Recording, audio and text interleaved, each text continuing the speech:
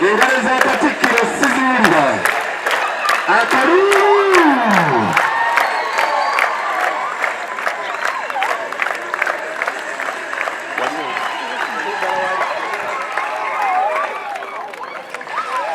azze ne Mama Margaret Mayiga tusanyuse nnyo okumulaba.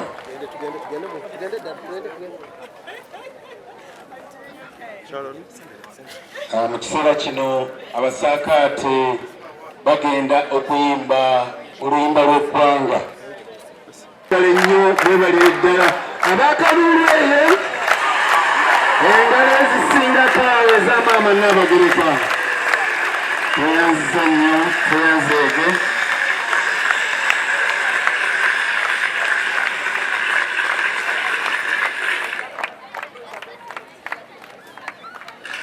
Kino tutuule akkiriza mu kiseera kino tugira tutuula abasakaate akasana kababukyeko mubeere healthy vitamin D si weewaawo weewaawo bakubye engalo ez'amaanyi abasakaate basanyusa. Sam's Crisps that has fed us well and has been with us, that has stood with the 2023 here. Thank you so much. St. Cyprian High School, thank you so much. Kavozi, Muberako, you be there listening in the morning. You give updates about the Buganda Kingdom and what is with Mama Nabagereka. Of the Ekisakaate, thank you so much. Just give them a round of applause. I am a princess. Tweyanziza nnyo Juko agambye nti Joshua abadde muyizi mulungi mu bintu byonna. Nga nkulira essaza ery'Obusujju ku St. Kalemba SS Villa Maria Bala.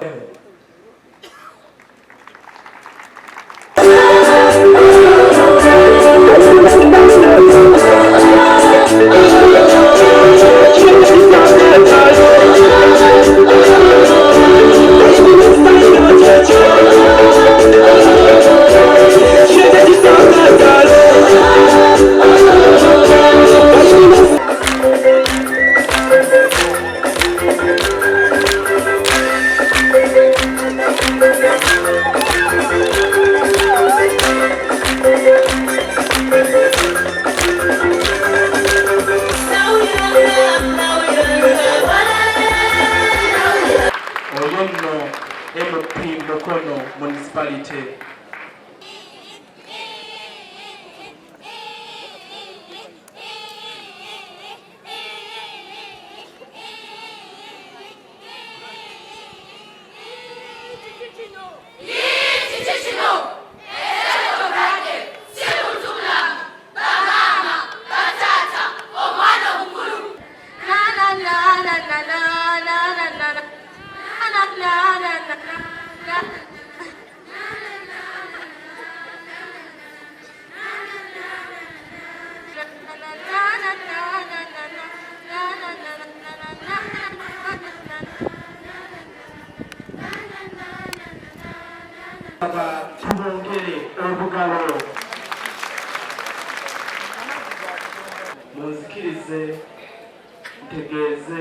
The sense of shame that is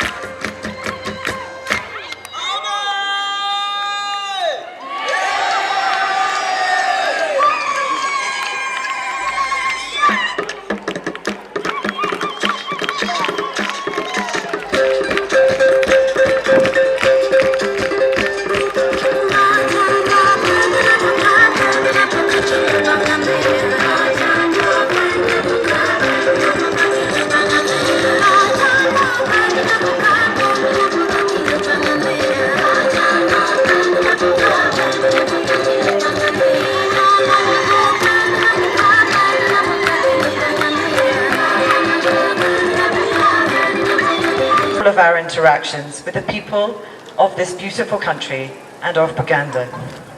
They are respect for others, where we aim to treat people in a positive and dignified manner that acknowledges them for their abilities, their qualities and their achievements.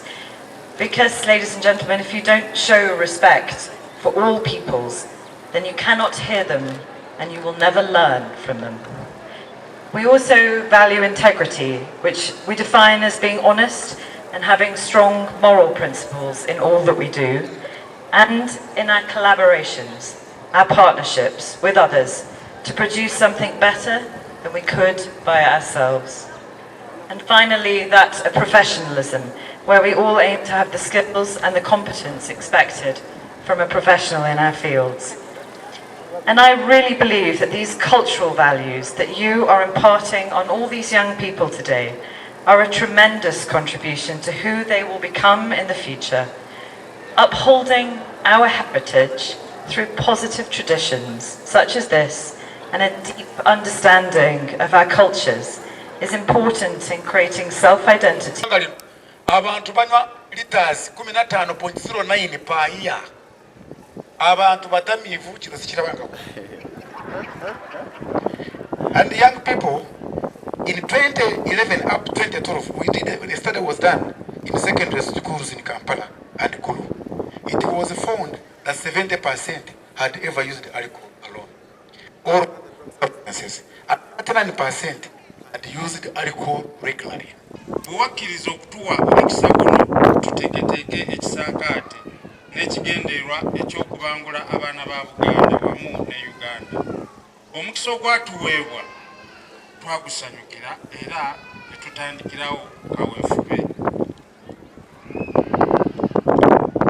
w'enteekateeka zonna. Nkakasa nti buli kimu kitambudde bulungi.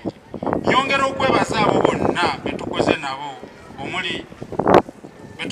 omulimu guno, omuli abakozi okuva mu woofiisi ya maama Nabagereka abatulungamizza wamu n'okutulaga kiki kituyina okukola wano ku mbuga y'Ekisakaate wekyategekebwa. Neebaza baddayirekita bannange mu Muzza High School nga n'abamu bampadde ensimbi okuyambako mu nteekateeka eno, abandi batuwadde amagezi wamu n'okuwabula. Mwebale nnyo, mwebalire ddala. Nyongera okwebaza mu ngeri ey'enjawulo ssentebe w'enteekateeka eno Ebigambo ngenda kubeera mu bufunza naye maama Nabagereka njala kutegeeza ekigambo kino tuludde nga tukitunuulira. Weebale nnyo okukola nteekateeka ya miti gino emito basika baffe abaleero. Naye abaana baffe bano bamala okubangulibwa obulungi basibwamu empisa gye badde eno. Abantu abakulu ate abamu basomera nnyo balina amabaluwa manene naye waliwo eddala libaabuuka balina zi diguri naye neeyisa yaabwe yeetaaga nawo kutwala ku Kisakaate. Twagala kusaba omutenderera gw'amagombolola essaza ly'Ekyaggo lyeyamye tuteeketeekeyo ku Kisakaate, enteekateeka eyo eyingizibwe ku Namutayiika, tuteeketeeke abantu abakulu kubanga abaana abanana tusikira nga bamaze okuteekebwateekebwa bagenda sikira busiriiza. Abantu balaba ku mitimbagano bye boogera ku TV, boogera ku bakama baffe, olaba waliwo ekibulamu. Emyaka gye twamala nga tulina okusoomoozebwa abantu baseeseetuka nnyo. Wekinakkirizibwa ekyo tujja kufuna abakulembeze abayigiriza abaana baffe ebyo basaanidde okukola. Gambye nti nze ndi chairman wa NDA, National Drug Authority. I am a doctor by medical profession. Nsanyuse nnyo kuba okufuna omukisa okujoyininga Kisakaate kya Nabagereka wano okusomesa abaana, naye essira nditeeka ku drug abuse oba okuteekinga ebiragala ebyonoona obwongo bw'abaana oba how do you call brain? Obwongo bw'abaana, omwenge n'ebiragalagala, okunywa enjaga atukirize ne bwe twekweka ekintu kyo weekiri.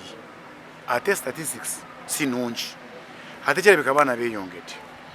Oba Katonda yayise wa era nja kwebaza ne Katonda eyayise mu Nabagereka Foundation ne balowooza ku kintu kino kya drug abuse era ne bayita National Drug Jetubeko kyetwogera ebintu ngenda kubyogerera wali kubanga na preparenze my talk era mujja kubiwulira naye bannange Katonda aweereze Nabagereka omukisa ate kino ekintu mukitwale ne Masaka mukitwale ne Mbarara bannange ne mubatwale mukitwale yo kubanga kino ekintu ekisakaate kijja kuyamba abaana baffe teri muzadde yenna agakuzaala omwana agenda kufuuka mukadde ku myaka 18 lwa kunywa omwenge ogutabenko mu nsi muno waliwo akantu kenjagala mbulira abantu mbale nsoma statisi wali ne bagamba nti mu Africa muno abantu abanywa omwenge bano abatamivu bemuwulira banywa 15.09 liters of alcohol per year on average kati omwana bw'otandika kunywa omwenge olina emyaka 15 bw'ogenda kutuuka emyaka 5 mwena gyange gy'enina wano ojja kuba ofuuse mukadde nnyo nga tasobola kulowooza n'abaana tasobola kuba na fiizi kubanga buli kyolowooza ko omwenge mwereere n'abaana tasobola kubazaala abaana abawala mbakuutira bw'oba omanyi nti oli muwala onywa omwenge bw'ofuna olubuto ng'oli munywa wa mwenge omwana oyo tagenda kufuna na sayizi gye baagala n'obwongo bw'omwana bugenda kuba tuusimo kati omwana oyo talifuuka Dr. Nganzi talifuuka na mawulire nga gwe kubanga endowooza ye eba ya mwenge ate n'obwongo bugenda kukendera mu sayizi kati omuntu alina microcephaly gwe twogerako mu luzungu oba omuntu alina obwongo nga butono nnyo bwe buti tasobola na kulowooza ebiina emyaka 4 kutuuka ku 8 Delight Mutaawe Maria Nantabazi ne Keron Nkinzi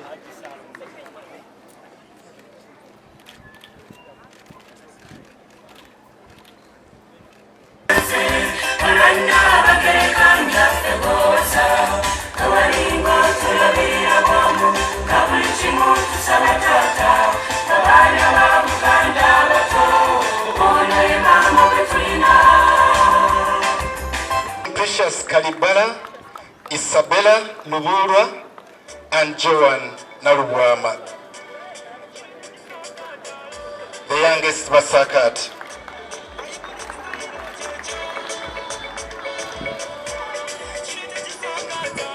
Babayambeko ebirabo bibazitoweredde maama tweyanziza nnyo tweyanzeegeza engalo ezo ez'amaanyi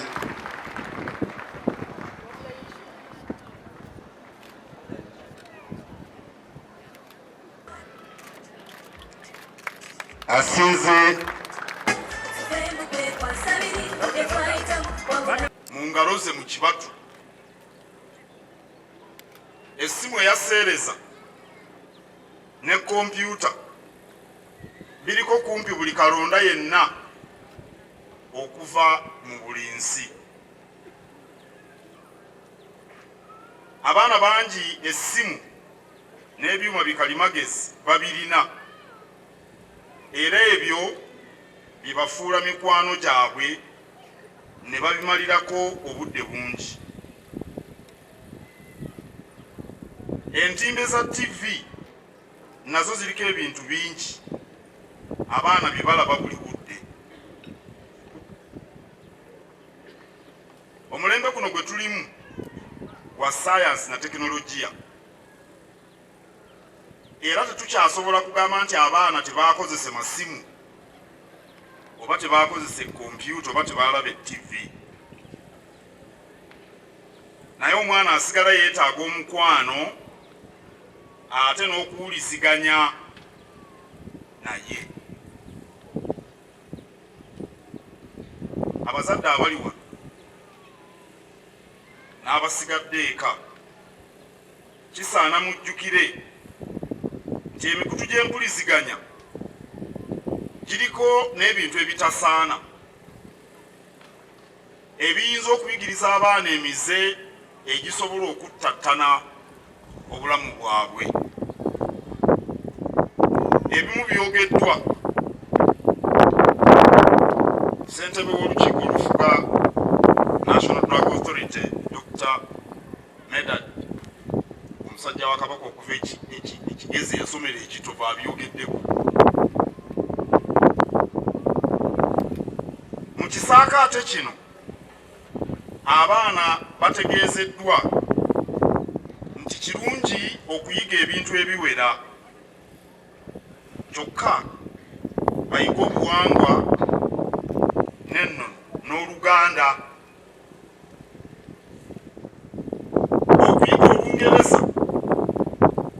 tujja balemesa kumanya nnimi zaabwe. Abazadde bangi abaana babogerera mu Lungereza nga balowooza nti bwe bataakole bwe batyo tebajja kuyiga Lungereza. Ekyo si kituufu n'akatono. Abaana batendekeddwa mu mpisa ennungi ezisaanidde. Abaana babanguddwa mu kukola emirimu egy'enjawulo. Bwe nazze wano ojja okulaba ku baana, waliwo omwana eyatonedde mukyala wange embira, era zezo zayambadde mu bulago ne ku mukono. Abaana be omwana omuwala oba aliwo eyazimpadde nti nzitwalye mukyala wange. Wandigenze mukyala wange n'omulaba kiro oyagala n'okumulaba wuuyo nazze naye. Waliwo omwana eyantonedde embira ezo, baadde babayigiriza okukola embira ezo. Nnungi okukamala zisinga ne mukyala wange zaalina eka. Wano era abaana babuuliddwa omugaso ogw'okuwuliziganya obulungi ne bazadde baabwe ate n'abaawaka abalala. Naddala bwe baba balina ebibamalako emirembe oba nga bakabiriddwa. Ekigambo okukabiribwa abaana babadde tebakiwulirangako. Ekigambo stress kibasinga okumanya, naye okukabiribwa abaana bwe bakiwulire ne bakuba n'enduulu. Naye n'abalala abakulu babadde tebakimanyi, okufaananaku bannakyaggwe bangi. Twabagambye omwana bw'akabiribwa oba bw'afuna ebimumalako emirembe, ayogere ne bakadde be, ayogere n'emikwano gy'awaka. Njagala okukkaatiriza omugaso gw'omukwano ate n'empuliziganya wakati w'omuzadde n'omwana. Omuzadde okuwa omwana ebyetaago si kye kyokka ekiraga omukwano. Tusaana okufuna obudde ne tutuula n'abaana ne tubabuulira ne batubuulira ebibali ku mutima. Ono nno eyawadde mukyala wange embira, maama wange mulamba, ebyaddala nokwa mwana wa kojjanga. Kaakati oli ye muka mwana wo, kubanze ndi mwana wo, genda omulamuseeko. Omwana mukubire mu ngalo, yakoze embira mukyala wange zayambadde, yawadde muka mwana we embira.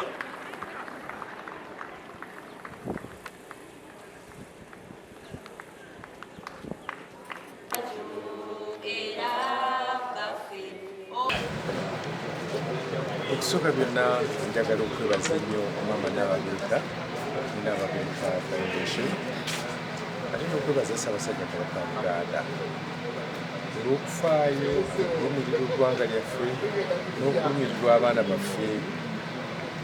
Abaana baba tebateesiteese, eggwanga ery'omu maaso liba n'obuzibu bw'amaanyi. Nga bwe ffenna bwe tumanyi nti eggwanga lyaffe erya Uganda abavubuka basinga obungi, abaana basinga obungi, abakadde tulimu batono naye abasinga be baana. Kakati waliwo ebbanja ddene nnyo eri gavumenti, eri ekkanisa, eri buli kinoomu ne buli famire okulaba nga tuteekateeka abaana abo mu maaso. Kyokka nga tewaliwo nteekateeka nnuŋŋamu okuggyako okulaba nga Nabagereka bw'atuwadde ekyokulabirako, okulaba nga tuteekateeka abaana baffe ebiseera eby'omu maaso eggwanga lino libeere n'ebiseera ebitangaavu. Bayibuli egamba manyiza omwana ekkubo ly'agwanidde okutambuliramu, kye ne bwankubadde ng'akaddiye talirivaamu n'akatono. Kigambo kikulu nnyo okulaba nga tuteekateeka abaana baffe. Viira ddala ku misingi emito bateekateeka abaana baffe. Obuntu bulamu, beeyisa batya mu bantu, emirimu bagikola batya. Generally, engeri omwana gy'alina okweyisa mu bulamu obwa bulijjo okuviira ddala nga muto ne bwabanga amaze okukula tuli basiimu nnyo olw'enteekateeka eno buli omulundi manyi gulinga gwa 15 ng'enteekateeka eno egenda maaso ate ffe ng'abamukono north tuli basiimu ddala okuddira enteekateeka eno ne bagireeta wansi eno ewaffe n'abantu baffe abeeno ne bafuna ekyokulabirako nti abaana babateekateekera ddala okuva nga bakyali bato naddala ku nsonga z'obuntubulamu omuntu yenna ng'alina obuntubulamu tasobola kulyazaamaanya munne eziyonoona tusaba ekisaakaate wakiri kibeerewo emirundi 2 oba 3 mu mwaka. Ekyokubiri waliwo abantu abatafuna mukisa nga bakulu naye nga tebafuna mukisa gubuulirirwa naddala ensonga ezibeera mu kisaakaate bw'oba waliwo omukisa nga basobola okututerawo ekisaakaate eky'abantu abakulu nakyo kijja kukola kubanga ojja kwekanga nti mu ntalo eziri mu maka ezisinga obungi awo we zisibuka. Kinaalwa member of Parliament wa Bagazi Municipality Musaza Ssaabasajja Kabaka Lineerye Kyaggwe okulemberwa musajja wa Kabaka Ssekiboobo.